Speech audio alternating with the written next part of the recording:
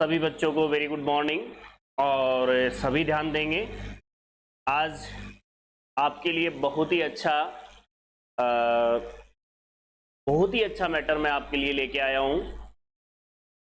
आप लोगों के लिए अब तक जो भी आप तैयारी कर रहे हो, करने के बाद अब मेन जो पर्पज होता है वो होता है रिवीजन। अब रिवीजन में बच्चा किस तरीके से पढ़े, ये सारी चीज़ें बताने से बढ़िया है कि मैं हर टॉपिक का एक वीडियो आपके पास अवेलेबल करवा रहा हूँ। आज हम स्टार्ट करेंगे मैट्रिक्स, और उस मैट्रिक्स के बारे में लास्ट तक चलेंगे जितना हमको पढ़ना है। उसके बाद आप क्वेश्चनों की प्रैक्टिस करते रहें अपनी। आज के टॉपिक के बाद आप लोगों को लगेगा कि हाँ कुछ रिवाइज हुआ है। देखो, तैयारी आपने की है, वो एक रिवीजन का काम करेगा हमारा, जिससे हमें पता चलेगा कि जितनी बार आप जैसे सुनोगे देखोगे तो ज़्यादा चीज़ें आपकी मेमोरी में रह पाएगी। चलें, समय ना गवाते हुए अपन आगे बढ़ते हैं और जिस काम के लिए आप लोगों से बोला गया वो अपन कंप्लीट करते हैं। देखिए, सबसे पहले मैट्रिक्स की बात करते हैं, तो सभी सुनिए मैट्रिक्स क्या होता है। देखिए, समझेंगे हम, थोड़ा लिखेंगे भी और उसके साथ समझाएंगे भी आपको। हम केवल बात कर रहे हैं किसकी? मैट्रिक्स की, जिसे किस नाम से जानेंगे हम? आव्यूह के नाम से जानेंगे। सबसे पहले बच्चों की जो खोज या इस आव्यूह सिद्धांत की जो खोज की गई थी वो 1858 में किसने की थी? आव्यूह सिद्धांत की खोज, आव्यूह सिद्धांत की खोज 1858 में किसने? ओथर केले ने की थी। कई बार सीधा सीधा पूछ लिया जाता है कि भाई आव्यूह सिद्धांत की खोज किसने की थी, तो ओथर केले ने की थी।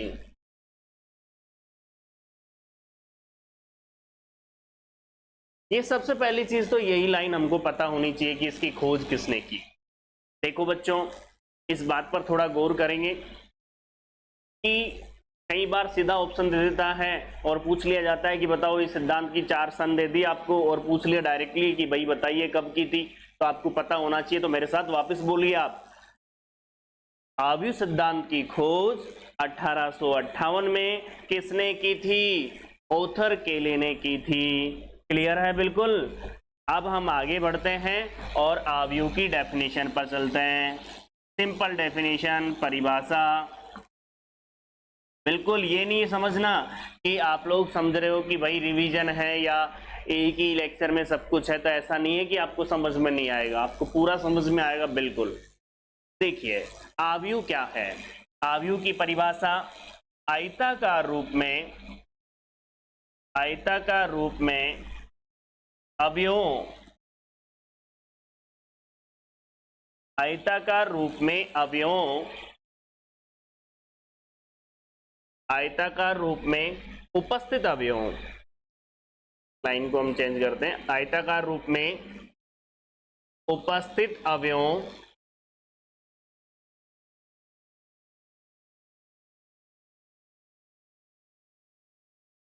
का एक समुच्चय आव्यूह कहलाता है। क्या बोला मैंने? कि आयताकार रूप में उपस्थित अवयवों का एक समुच्चय क्या कहलाता है बच्चों? आव्यूह कहलाता है। जनरली जैसे आव्यूह की बात करूं तो मैं कैसे शो करूंगा, सुनिए ध्यान से। जैसे A11, A12, A13 dot dot dot dot, पहली पंक्ति चल रही है और nवां स्तंभ ले लिया। इसी तरह से हम आगे बढ़ जाते हैं। चलो एक दो ले लेता हूं मैं यहां पर। पहले A21 सेकंड पंक्ति ली, A22, A23 और ये A2n। आप बच्चों जानते हो यदि mवी पंक्ति लेता हूं तो AM1, और ये कहां पर जाएगा आपको पता होगा, डॉट डॉट डॉट कहां तक जगेगा? AMN। ये कौन सा होता है? M cross N। बात समझ में आई कि नहीं आई, बताइए। सबसे पहली चीज तो ये ध्यान रखें कि किसी भी मैट्रिक्स में क्या होती है? पंक्ति और स्तंभ विद्यमान होते हैं। पंक्ति और स्तंभ आप जानते होंगे, जो आपकी ये वाली लाइनें हैं, जो क्षैतिज है वो तो पंक्ति है, और जो ये ऊर्ध्वाधर है वो खड़ा जिसको बोलते हैं अपन, ये क्या है हमारे पास, ये है हमारे पास स्तंभ है। ठीक है, इसको तो क्या बोला जाता है बच्चों, इसको तो बोला जाता है रो, और इसको बोला जाता है कॉलम। तो हमारे पास ये सारी चीजें हमको पता है, सिंपल सी बात हमने आपको बताई कि रो और कॉलम क्या होता है। क्लियर है? अब मेरी बात ध्यान से सुने, इसका क्रम क्या होता है, इस मैट्रिक्स का क्रम क्या होता है? तो देखिए, किसी भी आव्यूह का क्रम अर्थात ऑर्डर ऑफ मैट्रिक्स, क्या बोलूं मैं, ऑर्डर ऑफ मैट्रिक्स।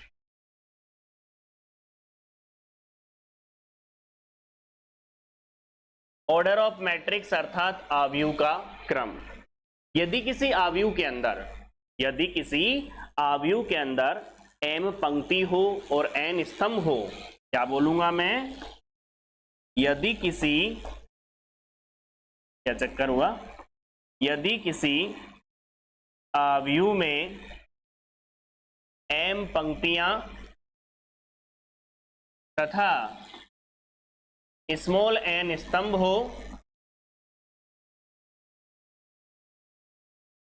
तो उस आव्यूह का जो ऑर्डर होगा, क्रम जो होगा, वो m क्रॉस n से व्यक्त करते हैं। तो बात बिल्कुल क्लियर सी होती है, आप अच्छे से जानते हो कि किसी भी आव्यूह की जो कोटि होती है वो क्या होती है, m क्रॉस n होती है।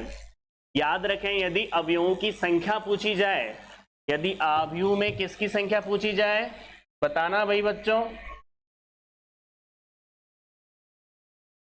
कैसे हो रहा है, एक सेकेंड, रुकिए रुकिए रुकिए रुकिए, देखते हैं समस्या है। हाँ भाई, अभी आप लोग क्या देख रहे थे, अभी आप देख रहे थे बच्चों कि आव्यूह में आव्यूह का क्रम, क्रम क्या बताया था मैंने, यदि m पंक्तियां हो और n स्तंभ हो तो आव्यूह का क्रम क्या होता है, ऑर्डर जो होता है वो m क्रॉस n से व्यक्त किया जाता है। याद रखो, m क्रॉस n में जो क्रॉस है वो यहाँ पर मल्टीप्लाई का सिंबल नहीं है, रिप्रेजेंट करने का है, ध्यान रखना इस बात को। यदि किसी आव्यूह में स्मॉल m पंक्तियां तथा स्मॉल n स्तंभ हो, तो अवयवों की संख्या m मल्टीप्लाई n होगी। बात समझ रहे हो, किसी भी आव्यूह के अंदर। ठीक है, आप लोग यहां पर देखेंगे, एक एग्जांपल लेता हूं मैं, छोटा सा एग्जांपल आपको समझाने के लिए। एक कोई मैट्रिक्स ले ली, 2 3 4 5, बताओ मुझे ये कितने क्रॉस कितने की मैट्रिक्स है, सारी चीजें पता है आपको, कहीं कोई इशू नहीं है आप लोगों के लिए। बताओ इसमें कितनी तो पंक्तियां हैं, देखो 2 तो पंक्तियां हैं और 2 ही स्तंभ है, इसका मतलब 2 पंक्तियां और 2 स्तंभ, 2 क्रॉस 2 की मैट्रिक्स। ये तो आपको अच्छे से पता ही है कि पहले पंक्तियां लिखी जाती है और बाद में स्तंभ लिखे जाते हैं। एक बात बताना, ये तो हो गया 2 क्रॉस 2, तो इसका ऑर्डर हो गया। मैं बात करूं अवयवों की संख्या, अवयवों की संख्या तो कितनी आएगी, 4, क्योंकि मैंने क्या बताया था, पंक्तियों और स्तंभों को यदि मल्टीप्लाई कर दिया जाए तो उसमें किसकी संख्या पता चल जाती है, अवयवों की संख्या पता चल जाती है। क्लियर है बिल्कुल? ये एक बात याद रखना बच्चों, यदि आपको ये लेक्चर बहुत अच्छा लगता है और आपकी तैयारी में कुछ सपोर्ट मिलता है तो आप लोग मन खोल करके, मतलब कहने का मतलब आप समझ गए होंगे, जितना हो सके उतना शेयर और कमेंट, साथ में लाइक भी करना वीडियो को, उससे हमें और भी मोटिवेशन मिलेगा और नेक्स्ट जो क्लास आपकी लेके आएंगे अगले टॉपिक पर तो और भी जबरदस्त होगी। देखिए बच्चों, यहां पर मैंने बात की 2, पहली बात की किसी भी आव्यूह के अंदर कि उसका ऑर्डर कैसे लिखा जाता है, फिर उसके बाद मैंने बात की बच्चों किसके लिए, कि उस आव्यूह में अवयवों की संख्या कैसे ज्ञात होती है, अर्थात पंक्तियों और स्तंभों को मल्टीप्लाई कर दो तो क्या बन जाता है आपका, अवयवों की संख्या। क्लियर है बिल्कुल? अब आगे चलते हैं और आगे बढ़ते हैं बच्चों। हेडिंग बना लो, टाइप्स ऑफ मैट्रिक्स। अलग अलग प्रकार की मैट्रिक्स अपन पढ़ेंगे, जो आपको आती भी है, आपने पढ़ाई भी की है। हम जो पढ़ेंगे एक एक चीज को क्लियर करते हुए आगे बढ़ जाएंगे। सबसे पहले मैट्रिक्स आपकी आती है, वो आती है रो मैट्रिक्स। रो मैट्रिक्स जिसे किस नाम से जाना जाता है बच्चों? पंक्ति आव्यूह के नाम से जाना जाता है बच्चों। बड़े जोश के साथ तैयारी करो आप लोग। मैंने एक बात बोली, सिलेबस इतना है, बच्चा करे तो करे क्या करे। सबसे बड़ी बात होती है कि जो सेकंड ग्रेड का जो सिलेबस है या फर्स्ट ग्रेड का जो सिलेबस है सब्जेक्ट का, आप देखिए कहां से कहां तक है, और उसमें भी बाउंडेशन नहीं है। ये फिक्स नहीं है कि क्वेश्चन किस टाइप का पूछा जाएगा। ये तो कह दिया भाई ये टॉपिक है, लेकिन ये नहीं है कि आप लोग सोचो कि उसमें कुछ चेंजेस भी कर दिया जाता है। कई सारी चीजें हैं, तो आपको कंसेप्ट पूरे दिमाग में रखने हैं, सवालों को नहीं रटना। क्योंकि क्वेश्चनों को रटोगे तो क्या वो जो रट रहे हो वो क्वेश्चन एग्जाम में आएगा? आपको पता है क्या? नहीं है। आपको पढ़ने का एक ही मेथड होता है कि जब आपका टॉपिक बिल्कुल क्लियर है तो अब आप क्या करो, उसमें जितना भी उसकी थ्योरी है उसे पढ़ लो। थ्योरी से क्या होगा? थ्योरी से ये होगा कि आपको वो सारी चीजें पता होगी किस तरह से किसको सोल्व किया जाता है। समझ रहे हो मेरी बात को? और ज्यादा से ज्यादा क्या करो आप, टेस्ट, जो भी बहुत सारी कोचिंग संस्थानों ने टेस्ट सीरीज स्टार्ट कर रखी है, तो आप टेस्ट दो, उससे पता चलेगा कि आप लोगों को भाई क्या चीज नहीं आ रही, तो उस टॉपिक को फिर पढ़ो। यही रूटीन होता है, ठीक है भाई। फर्स्ट ग्रेड वाले बच्चों के लिए तो ज्यादातर देखो रिवीजन और टेस्ट पे ही ध्यान दो, बाकी और चीजों पर नहीं। और सेकंड ग्रेड वाले बच्चे हैं वो भी अपनी थ्योरी जो पढ़ रहे हो वो भी, और साथ में टेस्ट भी आप दिया करो। रो मैट्रिक्स, पंक्ति आव्यूह। पंक्ति आव्यूह का मतलब नाम से स्पष्ट हो रही है कि ऐसा आव्यूह जिसमें केवल एक पंक्ति हो, केवल एक पंक्ति हो। सिंपल से नाम से स्पष्ट हो रहा है कि पंक्ति आव्यूह क्या होता है। पंक्ति आव्यूह का मतलब ऐसा आव्यूह जिसके अंदर केवल एक पंक्ति हो। ध्यान से सुनो कैसे। एग्जाम्पल के तौर पे मैंने आप लोगों को बोला, ए कोई मैट्रिक्स है ABC। अब आप मुझे बताइए इसमें कितनी पंक्तियां हैं, कितनी रो है? एक ही तो रो है, स्तंभ तो ज्यादा है, 1 2 3, लेकिन पंक्ति कितनी है? एक। इसका मतलब कौन सी मैट्रिक्स हो गई बच्चों? पंक्ति मैट्रिक्स से हो गई। क्लियर? सेकंड पॉइंट, स्तंभ मैट्रिक्स, कॉलम मैट्रिक्स, स्तंभ मैट्रिक्स। ऐसी मैट्रिक्स जिसमें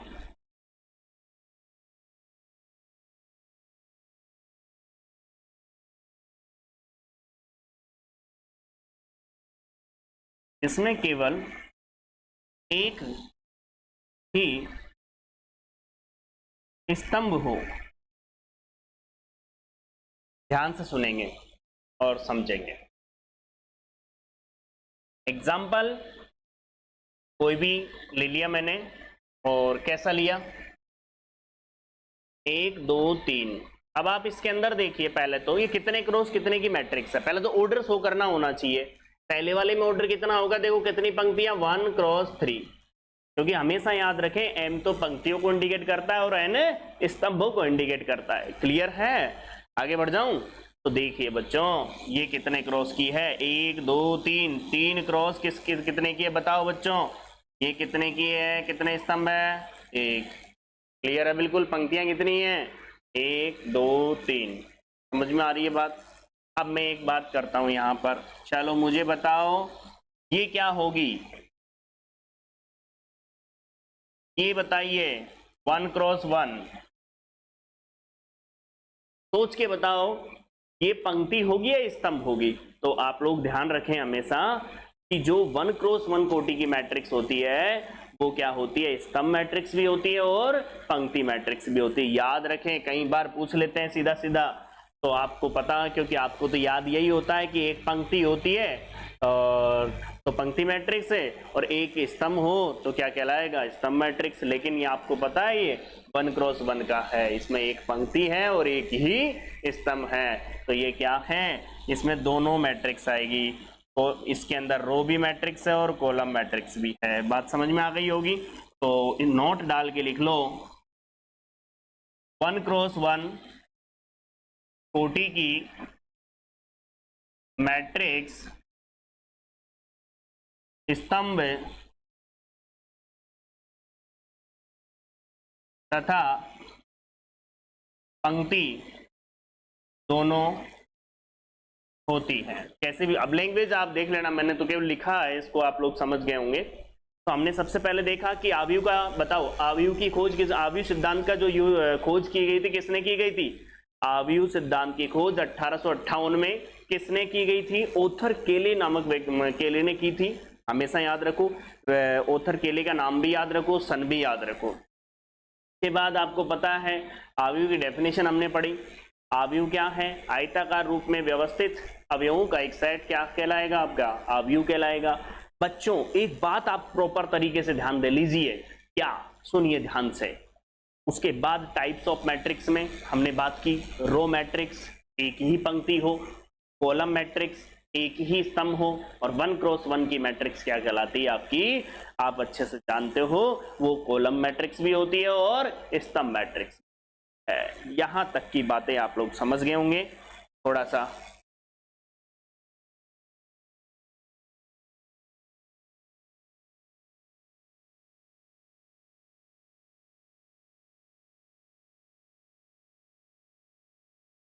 आगे बढ़ जाएं। बोलो भाई। इसके बाद आगे अगले टाइप पर आते हैं।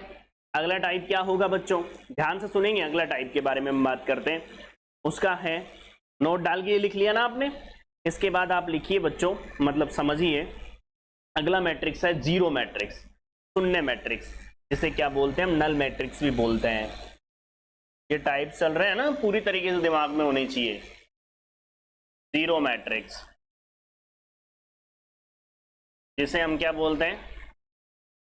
नल मैट्रिक्स भी बोलते हैं, ध्यान रखना। तो हिंदी में क्या बोलेंगे हम? शून्य आव्यूह। सिंपल सी बात है, नाम से स्पष्ट है कि ऐसा आव्यूह जिसमें केवल, मतलब सॉरी, ऐसा आव्यूह जिसका प्रत्येक अवयव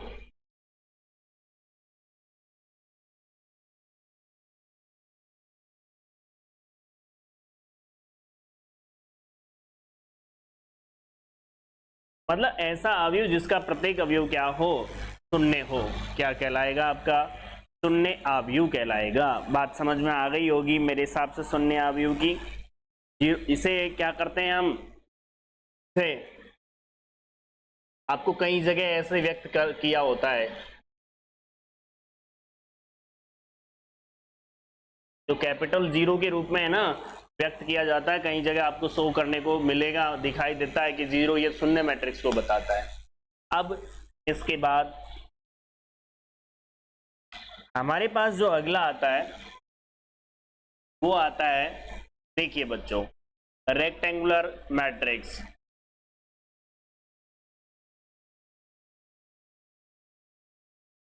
आयताकार मैट्रिक्स। बच्चों इसे समझते हैं। आयताकार मैट्रिक्स, रेक्टेंगुलर मैट्रिक्स क्या होती है? आयताकार मैट्रिक्स का मतलब ऐसा आव्यूह जिसमें पंक्तियों और स्तंभों की संख्या अलग अलग हो। क्या बोला मैंने? समझ में आई बात आपको? यदि मतलब ऐसा आव्यूह जिसके अंदर पंक्तियों और स्तंभों की संख्या क्या हो?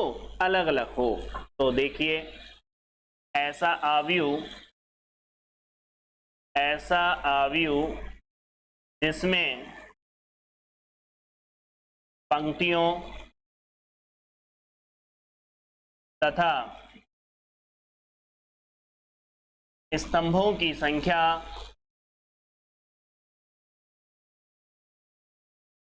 अलग अलग हो, अर्थात m not equal to n। अब इसे समझते हैं अपन कैसे हैं। देखो आप लोग, एक एग्जांपल लेते हैं। ए कोई मैट्रिक्स दे दी, 2 3 4 5 6 7। इसमें कितनी पंक्ति है बताओ मुझे? 3 तो पंक्तियां हैं। स्तंभ कितने हैं? 2। देख लीजिए, एक आयत बन रहा है कि नहीं बन रहा? कैसे भी ले लो, दूसरा एग्जांपल ले लो, बी कोई मैट्रिक्स दे दी 4 5 6 7 8 9। अब ये क्या है 2 क्रॉस 3 बेसिक।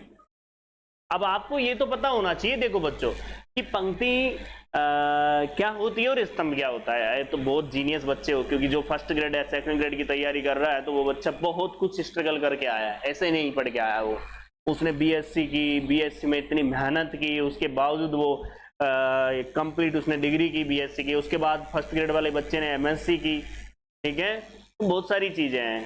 ठीक है ना, मैथ्स में तो जितना आप चलते जाते हो बहुत स्ट्रगल के साथ चलते हो, नॉर्मल तो जा ही नहीं पाते। ठीक है, और हमें तो इस चीज़ का काफ़ी कुछ अनुभव है कि कितना कुछ पढ़ना पड़ता है, क्योंकि अब जब हमारा खुद का जो जैसे डॉक्टरेट अपना मेरा कंप्लीट होने है तो मैथ्स में बहुत स्ट्रगल होता है, बहुत पढ़ाई होती है। तो आपको सबको पता है कि इसमें पंक्ति क्या होती है, स्तंभ क्या होता है। तो मैंने जो बताने का मेरा उद्देश्य था वो समझ में आया आपको। मेरा उद्देश्य ये था कि आयताकार मैट्रिक्स कौन सी होती है। आयताकार मैट्रिक्स वो होती है जिसमें पंक्ति और स्तंभ आपस में क्या नहीं हो, बराबर नहीं हो। देख सकते हो आप लोग, क्लियर है बिल्कुल, मेरी बात समझ में आ गई।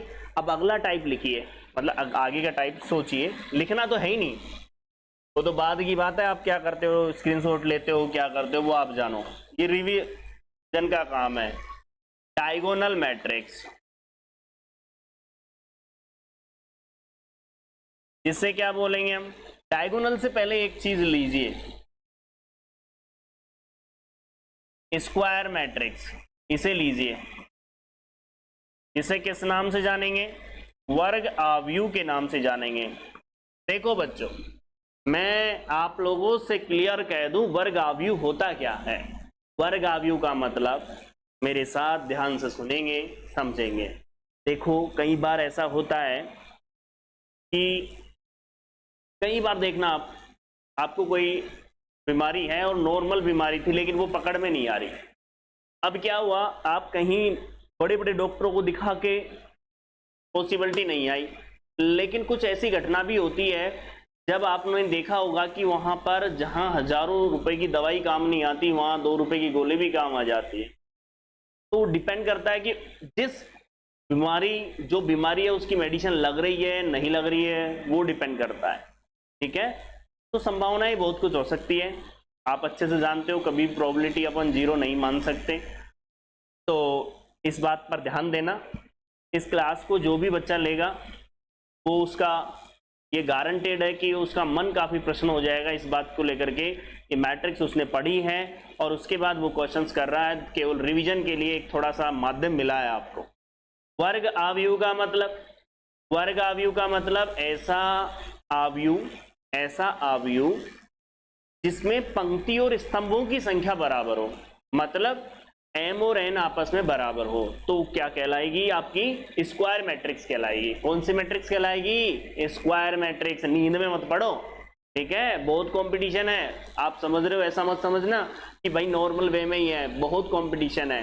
बहुत बच्चे हैं जो काफी गंभीरता में तैयारी कर रहे हैं, बहुत टाइम से तैयारी कर रहे हैं, लेकिन सिलेक्शन उनका होता है जो सही दिशा में आगे बढ़ते हैं। देखिए भाई, तो क्या लिखेंगे, ऐसा आव्यूह जिसमें पंक्तियों तथा स्तंभों की संख्या बराबर हो, अर्थात m किसके बराबर, n के बराबर। अब इसका एग्जाम्पल लेते हैं हम, सिंपल सी बात है भाई। अब इसका एग्जाम्पल लेते हैं, तो एग्जाम्पल देखते हैं बच्चों। देखो जी, ये कोई मैट्रिक्स, मैं ए बी से ही शो कर रहा हूं तो कंफ्यूज मत होना, वो तो नाम है, आपको कुछ भी दे दो एग्जाम में आपको लिखा हुआ आएगा।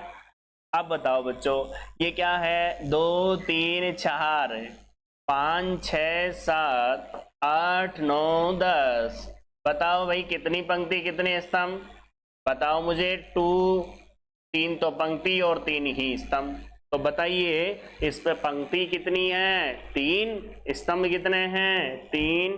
इसका मतलब ऐसा आव्यूह जिसमें पंक्तियों और स्तंभों की संख्या बराबर हो तो क्या कहलाता है? वर्ग आव्यूह कहलाता है। बात क्लियर हुई?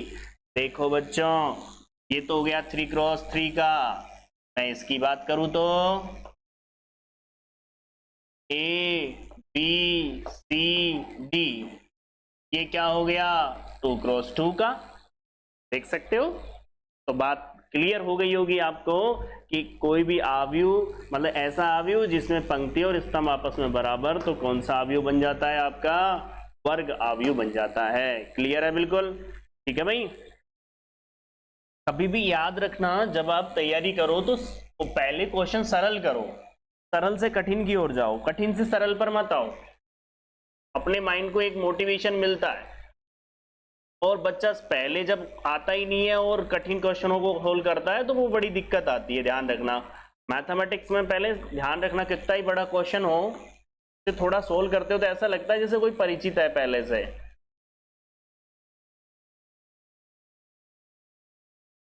डायगोनल मैट्रिक्स बच्चों, क्या होती है डायगोनल मैट्रिक्स? विकर्ण आव्यूह। देखो नाम से स्पष्ट है, विकर्ण आव्यूह का मतलब ऐसा आव्यूह जिसमें मुख्य, मतलब सॉरी ऐसा आव्यूह नहीं, ऐसा वर्ग आव्यूह जिसमें मुख्य विकर्ण के अतिरिक्त सभी शून्य हो। बात समझ में आई क्या? ऐसा वर्ग आव्यूह जिसमें मुख्य विकर्ण के अलावा, मुख्य विकर्ण के अलावा, देखो ऐसा वर्ग आव्यूह जिसमें मुख्य विकर्ण के अलावा अन्य सभी अवयव, सभी अवयव शून्य हो। अर्थात इसे ऐसे भी लिख सकते हो, कैसे? देखो डायगोनल आव्यूह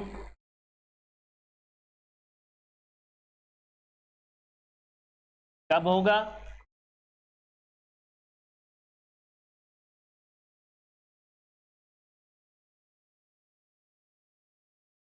जब i बराबर, इफ i बराबर j हो तो 1, if i equal to j हो तो 0, नॉट इक्वल टू। इसकी बात को समझ गए होंगे आप लोग, इस चीज को समझ गए होंगे आप अच्छे से, कैसे वो सुन लीजिए। देखिए बच्चों, यहां ध्यान दो, एग्जाम्पल, जैसे आप लोग ध्यान दीजिए, मैं ये जनरल मैट्रिक्स लिखता हूं, ये A11 होती है, 3x3 की लिख रहा हूं। A12 यहां 0 आएगा, यहां 0 आएगा, यहां 0 आएगा, यहां 2 पर रहेगा, ये भी 0, ये भी 0 रहेगा, ये भी 0, और ये 3 आएगा। बात समझ में आ रही है? आप खुद देख लीजिए, जब शुरू में मैट्रिक्स आपको लिखाई थी मैंने, तो उसमें अवयव जो होते हैं वो कैसे शो होते हैं? अवयव हमेशा याद रखो, अवयव जो शो होते हैं AIJ के रूप में होते हैं, M क्रॉस N के रूप में।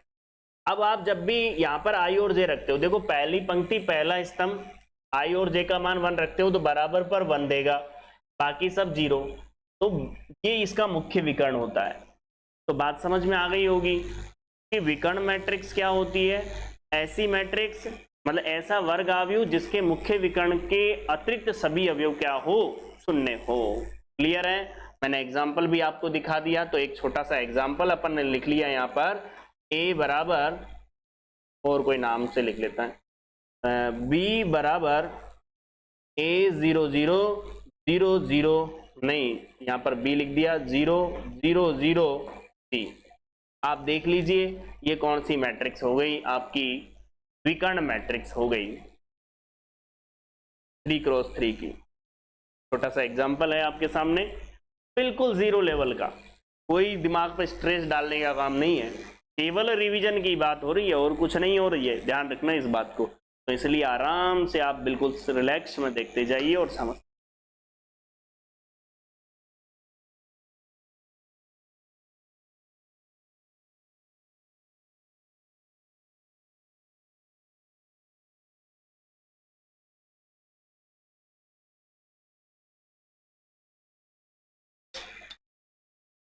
कई बच्चे कहते हैं,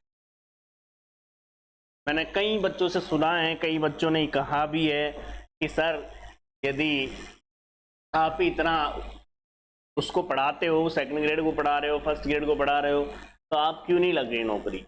समझ रहे हो मेरी बात को।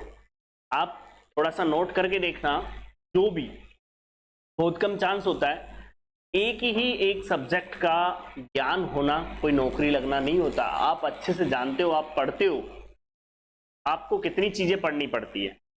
केवल मैथ के भरोसे ही आप नौकरी लग रहे हो क्या? नहीं, आपको जीके भी पढ़ना पड़ रहा है, साइकोलॉजी भी पढ़नी पड़ रही है, ठीक है। ये सारी चीजें आप पढ़ रहे हो तब जाके लग रहे हो। समझ में आ रही बात? वो उसके लिए हमारे पास टाइम नहीं निकल पाता, ये है। तो कई सारे रीजन होते हैं। हाँ भाई, आपने देखा होगा कई भी जो भी विशेषज्ञ होगा या कुछ भी होगा तो वो एक ही चीज का होगा, दूसरे का नहीं होगा। अब ऐसा तो सब कुछ ही पढ़ा लो, कोई साइकोलॉजी चल रहा है तो साइकोलॉजी में ही अव्वल होंगे, देखना आप लोग, और साइकोलॉजी ही टीचिंग करवाएगा, साइकोलॉजी ही पढ़ाएंगे, ठीक है। चलो इन बातों को छोड़ो, आगे चलते हैं। इसके बाद डायगोनल हो गया था, इसके बाद अदिश मैट्रिक्स, अदिश आव्यूह। देखो बच्चों, स्केलर मैट्रिक्स, अदिश आव्यूह। चलो सोचो क्या थी अदिश आव्यूह, सोचो माइंड में सोचो। अब मैं बोलता हूं वो दिमाग में अपने आप आ जाएगी।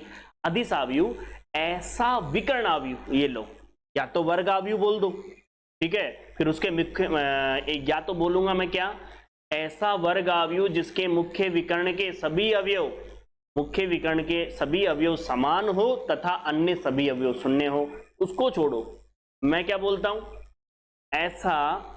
ऐसा विकर्ण आव्यूह जिसके मुख्य विकर्ण आव्यूह जिसमें विकर्ण के सभी अवयव कैसे हो, समान हो। बात समझ में आ रही है? कैसे?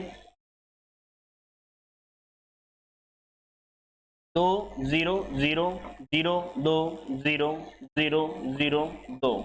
आप देखिए, मैंने यही तो बात बोली आपको, कंफ्यूज क्यों हो रहे हो?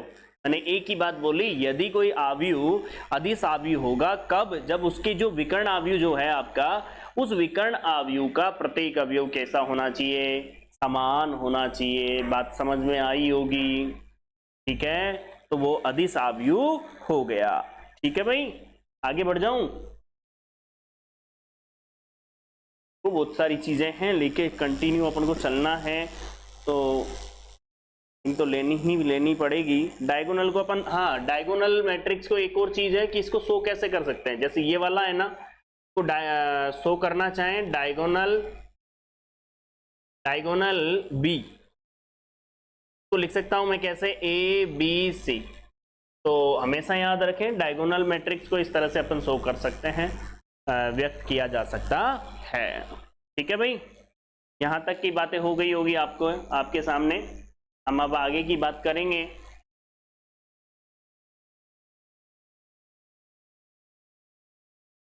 इसके बाद अदिश मैट्रिक्स आपने लिखी, अदिश मैट्रिक्स आपने लिख ली होगी, मतलब समझ ली होगी। अदिश मैट्रिक्स के बाद हमारे पास जो आती है वो सुन लो ध्यान से, इसको आप इकाई मैट्रिक्स, यूनिट मैट्रिक्स क्या होती है, ठीक है, तो उसे लिखिए आगे। यूनिट मैट्रिक्स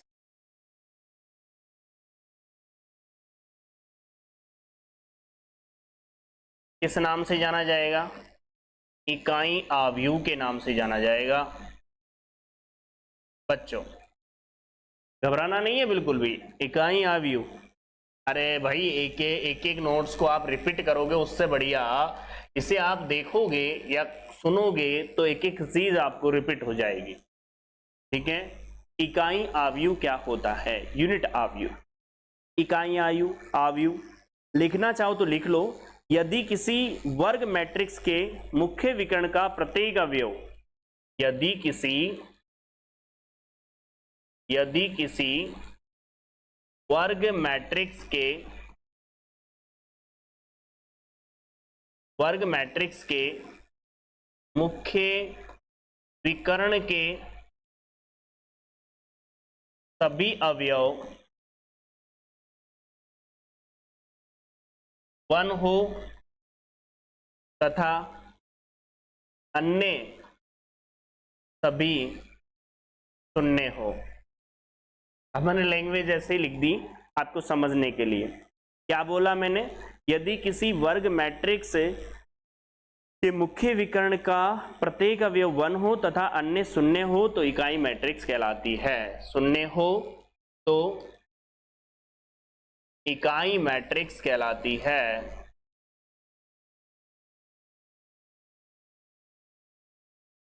बताइए भाई, क्लियर है बिल्कुल? तो यूनिट मैट्रिक्स में क्या होता है, इकाई मैट्रिक्स में क्या होता है कि जो वर्ग मैट्रिक्स है आपका, उसका मुख्य विकर्ण के सभी अवयव कैसे होंगे? 1 होंगे, तो वो क्या कहलाएगा? इकाई मैट्रिक्स कहलाएगा। कैसे? एग्जाम्पल इसको उसमें भी लिख लो ना, मैथमेटिकल में भी। अर्थात इसको किस तरह से लिखेंगे अपन? Unit matrix.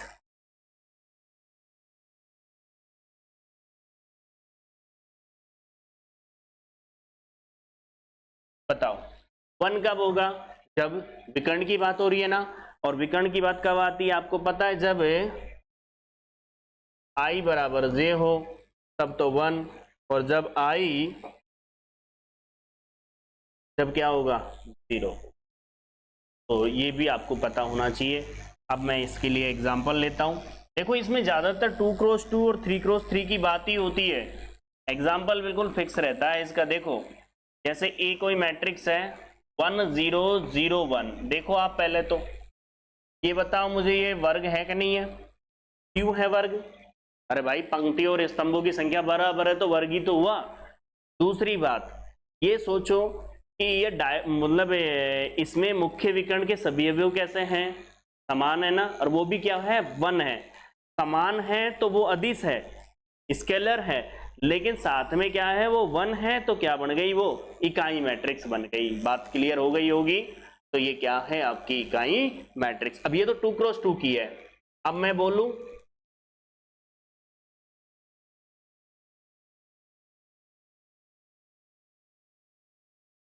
ये 3x3 की मैट्रिक्स है। तो हमेशा इसको याद भी रखना है कि 1x1 की और 2x2 की मैट्रिक्स जो है, मतलब सॉरी 3x3 की और आपकी 2x2 की मैट्रिक्स, क्योंकि ये बहुत ज्यादा यूज होती है आपके क्वेश्चनों में। तो ये आपकी क्लियर हो गई होगी इकाई मैट्रिक्स। ठीक है भाई।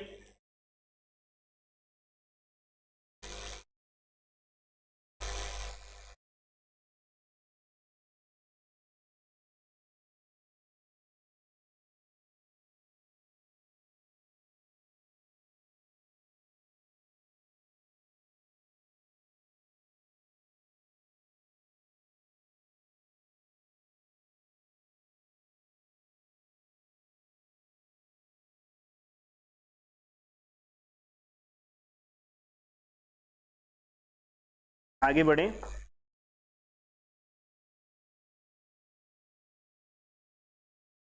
थोड़ा बहुत बीच में भाई रिलैक्स भी तो चाहिए होता है, आप भी जानते हो। मैट्रिक्स के टाइप में ही एक आती है, आपने पढ़ा हो तो, ट्राइंगुलर मैट्रिक्स। इसका नाम सुना होगा ना, त्रिभुजाकार आव्यूह।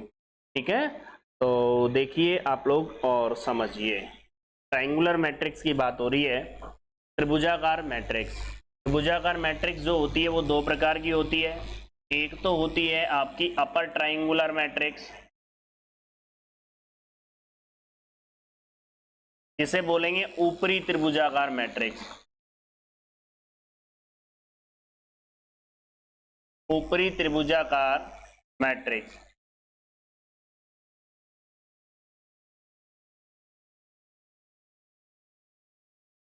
क्या होती है अपर ट्राइंगुलर मैट्रिक्स? नाम से ही स्पष्ट हो रहा है भाई। क्या? त्रिभुज। इसका नाम आ रहा है त्रिभुज का। आ रहा है कि नहीं आ रहा बताओ? अरे त्रिभुज का आ रहा है ना। ऐसे पता नहीं तुम लोग कहाँ रहते हो, बताओ क्या होता है त्रिभुजाकार मैट्रिक्स में? आपको पता होगा कि जो आपकी स्क्वायर जो मैट्रिक्स होती है, वर्ग मैट्रिक्स जो होती है, तो क्या बोलेंगे? परिभाषा क्या होगी इसकी?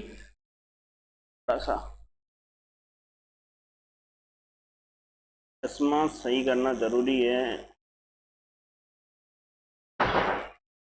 हाँ जी भाई, अपर ट्रायंगुलर मैट्रिक्स, यदि किसी वर्ग आव्यूह के मुख्य विकर्ण के, यदि किसी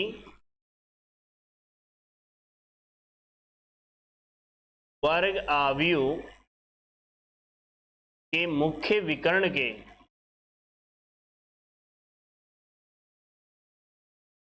यदि किसी वर्ग आव्यूह के मुख्य विकर्ण के नीचे के सभी अवयव शून्य हो,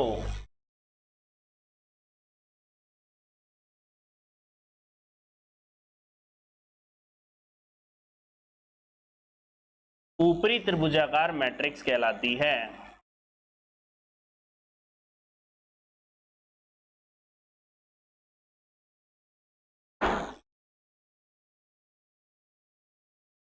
बात समझना, अपर ट्रायंगुलर मैट्रिक्स क्या होती है कि कोई आपका वर्ग मैट्रिक्स है और उस वर्ग मैट्रिक्स का जो मुख्य विकर्ण है उसके नीचे के सभी अवयव कैसे हो, शून्य हो। तो देखो कैसे, ध्यान देना यहां पर, जैसे एक एग्जांपल ले लिया मैंने, यहां पर ये ले लिया ए बी सी, ठीक है, A B C D E F. अब आप देखो ये जीरो, ये जीरो, ये जीरो, ये है आपकी 3x3 की मैट्रिक्स। सबसे पहले तो एक बात बताओ मेरे को, ये कौन सी मैट्रिक्स है? वर्ग मैट्रिक्स है कि नहीं है? कैसे पता चला वर्ग मैट्रिक्स है कि नहीं है? ये पता चला बच्चों कि पंक्ति और स्तंभ से, क्योंकि पंक्ति और स्तंभ बराबर है। अब ये है इसका मुख्य विकर्ण,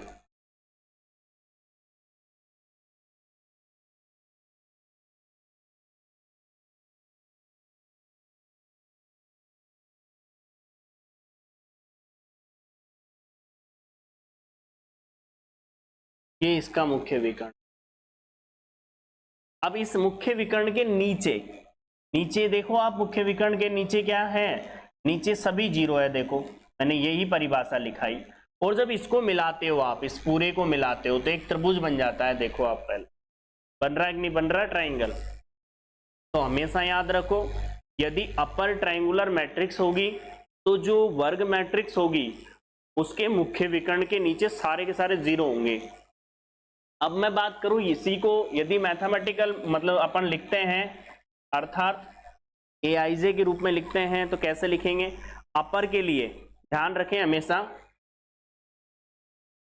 इतना सा ही लिख रहा हूं मैं, अपर के लिए जीरो होगा यहां पर यदि आई का मान ग्रेटर देन है जैसे, देख लो आप चाहे, यदि आई का मान जैसे बड़ा है। कैसे समझ लो, यहां पर क्या होगा?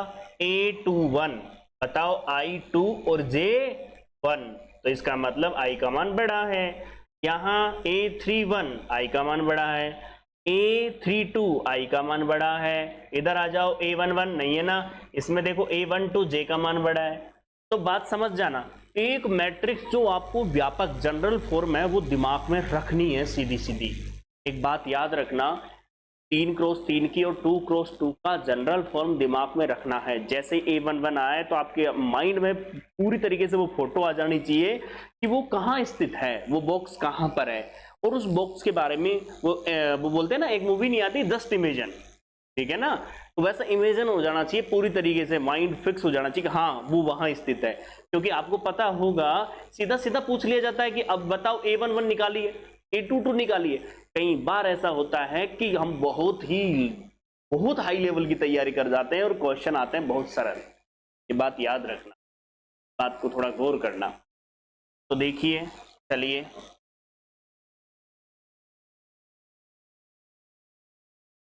ये तो हो गया अपर। दूसरा लोअर ट्रायंगुलर मैट्रिक्स, इसे क्या बोलेंगे हम? निम्न त्रिभुजाकार आव्यूह।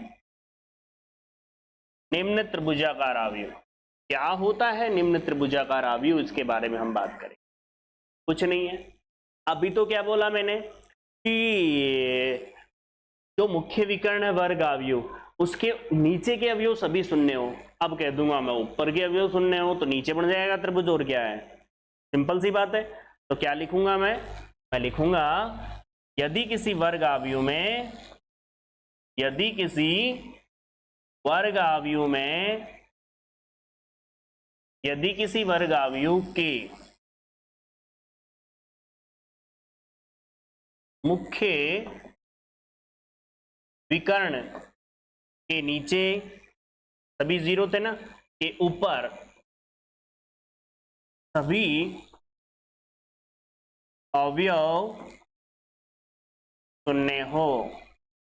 बात समझने की कोशिश करना। देखो मेरा इन क्लासों का लेने का एक ही पर्पज है, काफी स्टूडेंट मैंने भी पढ़ाए हैं बीएससी से, मेरे से पास आउट भी बहुत स्टूडेंट है जो सेकंड ग्रेड की तैयारी कर रहे हैं, और यहाँ के बाद भी जयपुर में भी जाकर के बच्चे पढ़ रहे हैं, कोचिंगें ज्वाइन कर रखी है, उसके बावजूद भी बच्चे के मिनिमम 40% नहीं आते। यदि मेरी थोड़ी बहुत हेल्प से वो क्वालिफाई नंबर तक भी पहुंचते हैं तो बच्चे को एक कॉन्फिडेंस मिलता है कि सर की हेल्प मिली है। दूसरी बात, आप अच्छे से जानते हो कि जो बच्चा मेरे से ग्रेजुएशन में पढ़ा है तो वो अच्छे से पता है उसको किस तरह से समझ में आता है और किस तरह से नहीं आता। ठीक है, तो इसलिए विशेष रूप से ध्यान रखें, जो मेरे से पढ़े हुए हैं वो बच्चे तो कम से कम ये फिक्स कर लें कि एक बार ये जो लेक्चर आ रहे हैं उन्हें देखना ही देखना है। इससे पुरानी यादें ताज़ा होगी, पुरानी चीज़ें वापस रिकवर होगी, क्योंकि जो चीज़ पहले किसी के द्वारा पढ़ाई गई है और यदि वो वापस आपके माइंड में रिपीट होती है तो वो जल्दी रिन्यू हो जाती है। कई बार ऐसा नहीं होता, बहुत पहले की घटना है और वो वापस घटित हो जाती है आपके सामने, तो आपको वो कहते हैं कि हमारी याददाश्त कमजोर है, 10 साल पहले की यादें ताज़ा हो जाती है और याददाश्त कमजोर है। ऐसा नहीं होता, सोचने के नजरिए पर डिपेंड करता है। चलें, बीच बीच में पता नहीं क्या क्या बातें होने लग गई। सभी अवयव शून्य हो तो देखिए अर्थार्थ भी लिख दूं, कौन सी, लोअर, कब लोअर, ये मैंने AI से नहीं लिखा था यहाँ पर, कोई बात नहीं, इसको मैंने डायरेक्ट लिख दिया था आपके सामने। ये बराबर 0 होगा इफ कब, जब I का मान जैसे बड़ा होगा, और Aij का मान 0 होगा जब I का मान छोटा होगा जैसे। अब ऊपर गया है ये पूरा, देख लो चाहे आप, J का मान बड़ा होगा। अब देखिए इसके लिए एक एग्जांपल ले लेता हूं मैं, सिंपल एग्जांपल ले रहा हूं, इतना सिंपल ले रहा हूं कि आप सोच लीजिए। देखो 1 0 0 2 3 0 4 5 6।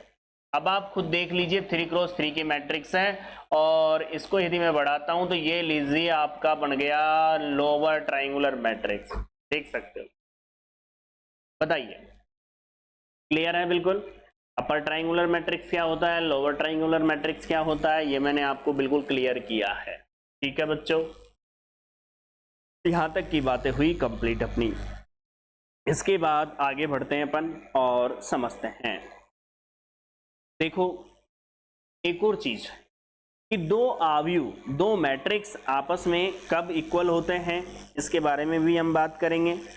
हाँ जी, तो देखिए, और कोई बात है, चलते हैं।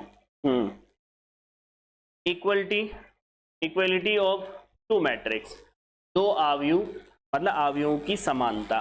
देखो एक बात ध्यान से सुन लो, दो आव्यूह आपस में समान कब होंगे, ठीक है, एक ही क्रम के दो आव्यूह समान तब होंगे जब उनके संगत अवयव कैसे हो, बराबर हो।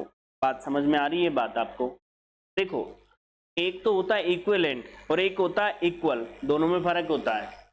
मैंने बोला यहाँ पर अवयवों की समानता तो क्या होती है, दो अवयव आपस में समान होंगे कब होंगे, जब उनका ऑर्डर समान हो, क्रम समान हो और साथ में उनमें उपस्थित अवयव भी समान हो। बात समझ में आ गई होगी कि नहीं आई, बता दो मुझे। मैं एक एग्जांपल लेता हूं आप लोगों के सामने, पहले तो लिखो, मतलब हेडिंग डालते हैं, दो अवयवों में समानता।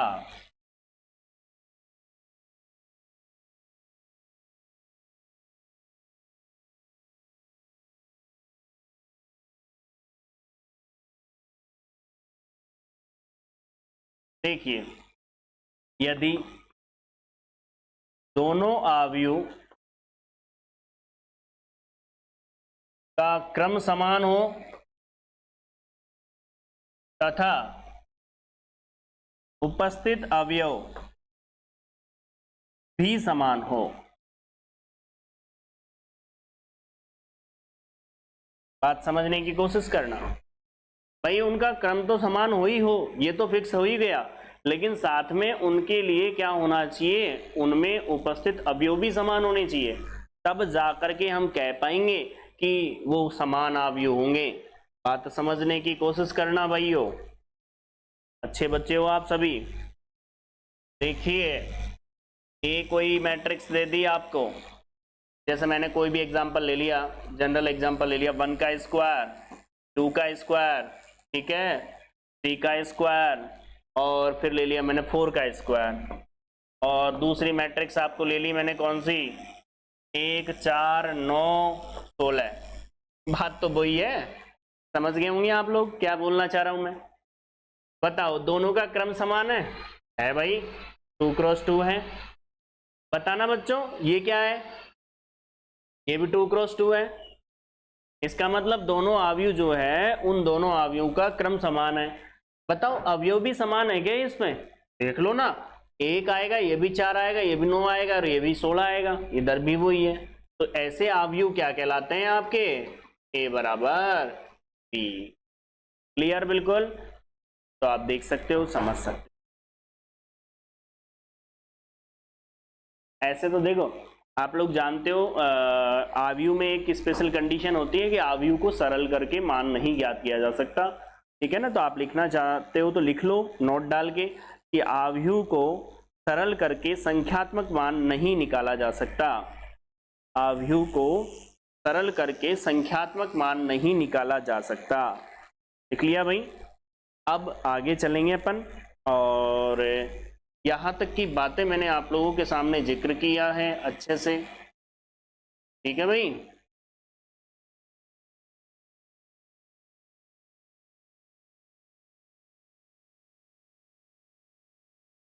चलें अब अलग अलग कंडीशंस हैं, उससे पहले मैं आव्यू के ऑपरेशन पढ़ने से पहले अर्थात संक्रियाएं पढ़ने से पहले मैं आपसे बात करूंगा आव्यू मल्टीप्लिकेशन का, अर्थात आव्यू का गुणनफल। क्यों, क्योंकि फिर जो संक्रियाएं हैं योग और गुणन की वो साथ साथ लेके चलेंगे अपन, क्योंकि अपन को प्रैक्टिस करनी है, ना कि 1 बाय 1 वो चीजें लेनी है। तो वो सामने होगी तो एक देखो एसोसिएटिव नियम है तो उधर भी लगेगा इधर भी लगेगा, आइडेंटिटी वाला इधर भी लगेगा गुणन के लिए भी तो योग के लिए भी होगा, ठीक है ना भाई। कम्यूटेटिव जो होता है क्रम विनिमय जो होता है वो योग के लिए भी होगा तो गुणन के लिए भी हम देखेंगे जो होगा कि नहीं होगा, भाई वो प्रॉपर्टी के अकॉर्डिंग होगा, ठीक है। अब यहां पर हम बात करते हैं और समझते हैं मल्टीप्लीकेशन। तो बड़े आराम से लिखो, मैट्रिक्स का सबसे अच्छा और सबसे समझने वाला जो टॉपिक होता है वो होता है आपका मैट्रिक्स गुणन।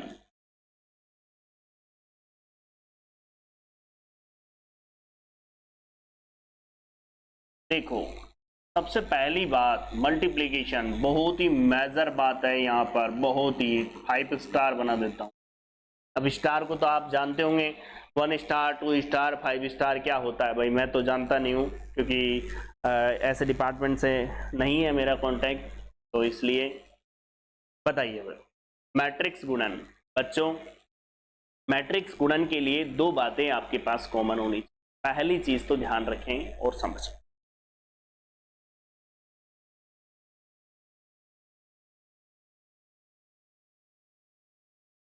हाँ जी भाई आपके लिए काफी कुछ तैयार किया है, ध्यान रखना।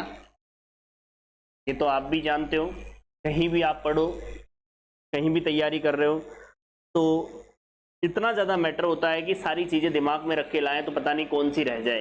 उससे बेटर है कि आपको क्या क्या पढ़ाना है वो मैंने पॉइंट वाइज तैयार किया है जिससे आप लोगों को मैं पेश कर सकूं। देखिए मैट्रिक्स गुणन के लिए दो मैट्रिक्स ए और बी के लिए ए बी गुणन तभी परिभाषित होगा जब ए की पंक्तियां ए के स्तंभ तथा बी की पंक्तियां आपस में बराबर हो। कैसे, ध्यान से सुनो। ए कोई मैट्रिक्स है, A i j m cross n, B कोई मैट्रिक्स है, B i j p cross q ले लिया। ये दोनों मैट्रिक्स, बताओ इस पहले मैट्रिक्स में पंक्ति कितनी, कौन सी है? पहले मैट्रिक्स में पंक्ति है आपकी कितनी, कौन? पंक्ति m है और स्तंभ कौन है? n। इसमें पंक्ति कौन है? p और स्तंभ कौन है? q। बात समझ में आ रही है कि नहीं आ रही? बताओ, एक बात बताओ मुझे, ये पंक्ति ये स्तंभ, गुणन की बात ये आती है, ध्यान से सुनो। गुणन ये कहता है कि दो आव्यूह का गुणन तभी परिभाषित होता है जब पहले आव्यूह, पहली मैट्रिक्स के स्तंभ और दूसरी मैट्रिक्स की पंक्तियां आपस में बराबर हो, तो ही क्या होता है? मैट्रिक्स गुणन परिभाषित होता। सबसे पहले नोट डाल के लिखो आप, ये चीज नोट डाल के लिखो, सबसे मेजर चीज है जो अपन को समझना है।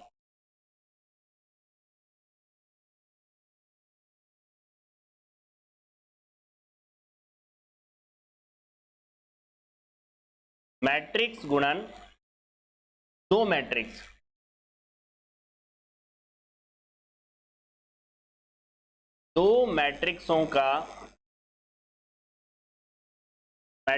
का गुणन तभी परिभाषित होता है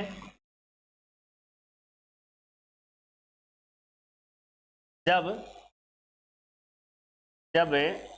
पहले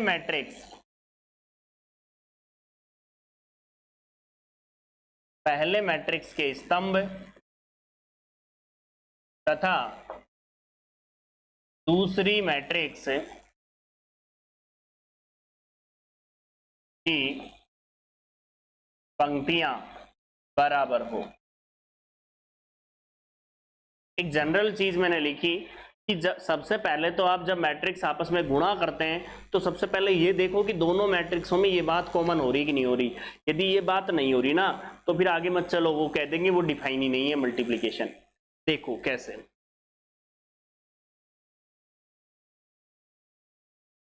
देखो बच्चों,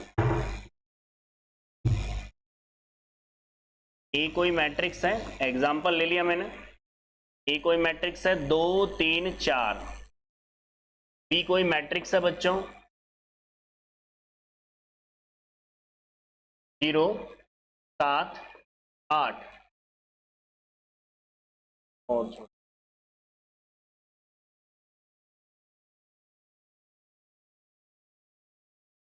0 2 3।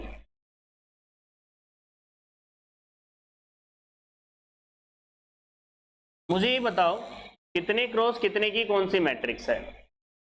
पहले तो ये बताओ इसमें कितनी पंक्तियां, एक तो पंक्ति और कितने स्तंभ है बताओ, आप खुद देखो, 1 2 3 है कि नहीं है?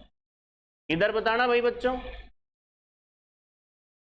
इधर बताइए, बताओ भाई बच्चों, ऐसे क्यों टेंशन ले रहे हो?